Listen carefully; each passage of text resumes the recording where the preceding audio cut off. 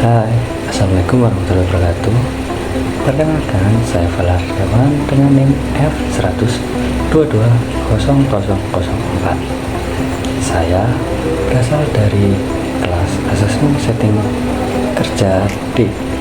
Hari ini kita akan membahas mengenai tentang asesmen individu, yaitu seleksi. Apa sih asesmen individu itu dalam setting kerja? Yaitu asesmen ini dilakukan pada individu, pekerja atau calon pekerja untuk memperoleh informasi psikologis yang mendukung pengambilan keputusan dalam konteks pekerjaan. Sebenarnya proses ini dapat dilakukan secara individual, yaitu satu persatu, maupun secara klasikal, yaitu secara bersamaan dalam waktu sekaligus. Kemudian, apa sih seleksi itu? Oke, seleksi adalah proses memilih pekerja baru dari sejumlah calon yang memenuhi kualifikasi yang dibutuhkan. Hal ini berbeda dengan rekrutmen ya. Kalau rekrutmen itu yaitu proses pengumpulan calon pekerja yang sesuai dengan kebutuhan organisasi atau perusahaan. Kemudian kita akan membahas bagaimana sih tahapan-tahapan rekrutmen.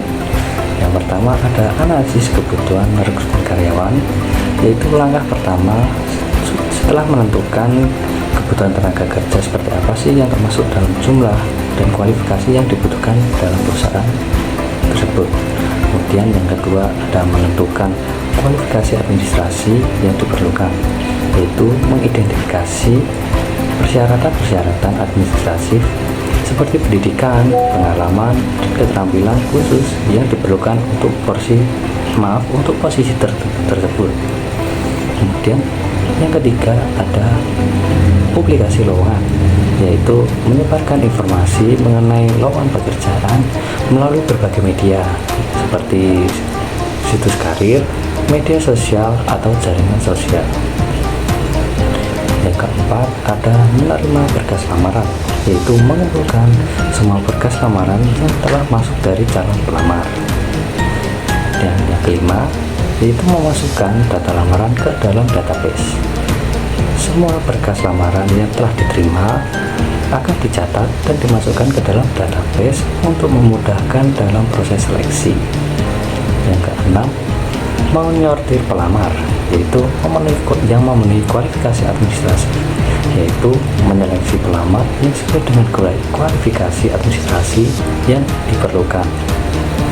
Dan yang terakhir ada evaluasi terhadap proses rekrutmen, yaitu meninjau kembali apakah proses rekrutmen tersebut untuk memastikan efektivitasnya, yaitu seperti efisiensi prosedur yang telah dilakukan. Nah, tadi kan kita sudah mengetahui bagaimana tahapan-tahapannya. Kemudian setelah kita membahas tadi, kita akan masuk ke proses pemilihan kandidat. Itu yang pertama dengan psikotes, yaitu mengukur kemampuan kognitif, kepribadian, dan potensi yang dimiliki oleh karyawan atau calon karyawan. Dan yang kedua ada wawancara, yaitu proses untuk memperoleh informasi mendalam tentang motivasi, pengalaman, dan kecocokan kandidat dengan kebudayaan yang ada di perusahaan tersebut. Kemudian yang ketiga ada FGD atau Focus Group Discussion, yaitu mengamati dinamika kelompok, kemampuan komunikasi, dan kerjasama dalam tim. Yang terakhir ada Assessment Center, yaitu serangkaian tes simulasi untuk mengevaluasi kompetensi kandidat sesuai dengan kriteria atau jabatannya. Kemudian kita akan menjelaskan tentang bagaimana sih pemilihan teknik seleksi. Nah, keputusan mengenai teknik seleksi yang digunakan didasarkan pada beberapa pertimbangan, seperti yang pertama ada waktu dan biaya yang dialokasikan, yaitu seperti memilih metode yang sesuai dengan anggaran dan jadwal rekrutmen. Kemudian yang kedua yaitu ada level jabatan. Nah, level jabatan tersendiri ini yaitu teknik seleksi yang disesuaikan dengan tingkat yang posisi yang dilamar. Semakin tinggi jabatannya, maka biasanya semakin kompleks juga metode yang digunakannya. Sedikit tambahan untuk psikotes tadi, yaitu pemberian serangkaian instrumen untuk mengetahui atau mengungkap potensi yang dimiliki oleh individu atau calon kandidat. Ya, umumnya aspek yang diungkap yaitu yang pertama ada intelektual, yaitu mengungkap kecerdasan, kemampuan berpikir, kemampuan verbal dan berhitung, kemudian kemampuan analisis. Kemudian yang kedua yang diungkap yaitu adalah sikap kerja, yaitu ketelitian kerja, sistematikanya, ketahanan dalam bekerja, kesiapan dalam bekerja, kesiapan dan inisiatif. Dan yang ketiga yaitu mengungkap kepribadian seperti kematangan emosi, kepercayaan diri, motivasi bekerja, dan lain sebagainya. Setelah dilakukan psikotes tersebut atau pengumpulan datanya, kemudian kita akan mengintegrasi data, yaitu semua data hasil asesmen dengan berbagai teknik tersebut akan dikumpulkan menjadi satu dan diintegrasikan sehingga dapat diperoleh kesimpulan yang kuat pada masing-masing dimensi yang diungkit. Untuk dapat menyimpulkannya apakah seseorang lolos atau tidak dalam waktu seleksi, maka diperlukan standar kompetensi minimal sesuai dengan kualifikasi jabatan yang dibutuhkan. Nah, seperti yang Anda lihat di sini, pada matriks integrasi data, yaitu setelah data dikumpulkan menjadi satu, kita dapat melihatnya pada aspek kecerdasan. Kita dapat mendapatkannya dari psikotes, yaitu dari alat tes IST, CEVIT ataupun TIKI. Kemudian kita juga bisa mendapatkan tersebut dari wawancara dan FGD.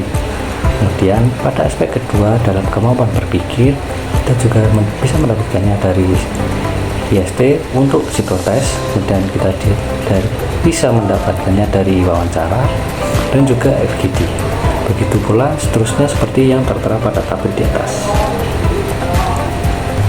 Nah, setelah kita sudah mengetahui matriks integrasi datanya, kita dapat melakukan standar kualifikasinya seperti pada tabel di atas, yaitu aspek kecerdasan minimal kita harus mendapatkannya seperti C atau cukup, kemampuan berpikir C atau cukup, analisis sintesis yaitu AR atau agak rendah, ketelitian kerja T atau tinggi, kecepatan kerja T tinggi, sistematika kerja C cukup, kematangan emosi C cukup. Nah, setelah kita melakukan data dari matriks tadi, kita bisa menentukan standarnya seperti yang tertera di tabel seperti ini, sesuai dengan kebutuhan yang dibutuhkan perusahaan.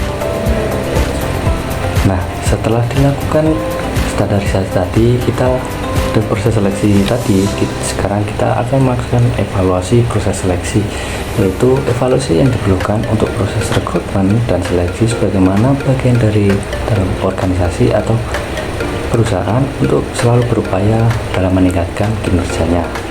Dari hasil evaluasi tadi untuk menjadi bahan perbaikan untuk proses seleksi yang berikutnya.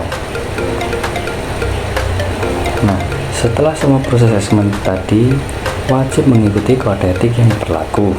Kode etik ini mencakup terhadap etika klien, standar penggunaan instrumen psikotes, etika dalam pelaporan, dan etika dalam terhadap profesi lain.